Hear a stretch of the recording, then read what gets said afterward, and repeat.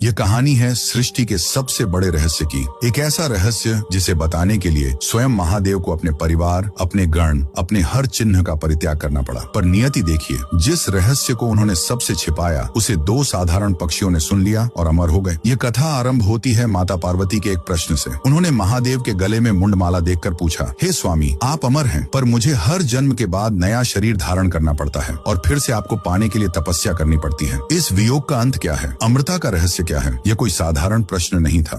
यह शक्ति का शिव से अपने अधूरेपन को लेकर किया गया सबसे मार्मिक संवाद था। इस गूढ़ रहस्य को बताने के लिए महादेव ने एक ऐसे परम एकांत स्थान को चुना जहां कोई तीसरा न हो, अमरनाथ गुफा। पर वहां पहुंचने से पहले उन्होंने हर साक्षी और हर बंधन को त्यागना शुरू कर दिया। पहलगाम में उन्होंने अपने प्राण प्रिय नंदी का परित्याग किया। चंदनवाड़ी में उन्होंने अपनी पहचान चंद्रमा को अपनी जटाओं से मुक्त किया। शेषनाग झील पर उन्होंने अपने वैराग्य के प्रतीक वासुकी नाग को उतार दिया और महागुणस पर्वत पर उन्होंने अपने पुत्र गणेश के मोह को भी छोड़ दिया। जब वे हर बंधन से मुक्त होकर उस गुफा में पहुंचे तो उन्होंने माता पार्वती को वह अमर कथा सुनानी आरंभ की। ये ज्ञान इतना गहरा और ब्रह्मांडीय था कि उसे साधारण चेतना से सुनना असंभव था। कथा सुनते सुनते माता पार्वती का सचेत मन शांत हो गया और वे योग निद्रा में लीन हो गईं। यह कोई साधारण नींद नहीं बल्कि एक गहरी ध्यान समाधि थी। पर महादेव को कथा के हर चरण पर हूं की ध्वनि सुनाई देती रही। उन्हें लगा कि पार्वती ही सुन रही हैं। वास्तव में उस गुफा में कबूतर के 2 अंडे रखे थे। कथा की दिव्य ऊर्जा और मंत्र ध्वनि से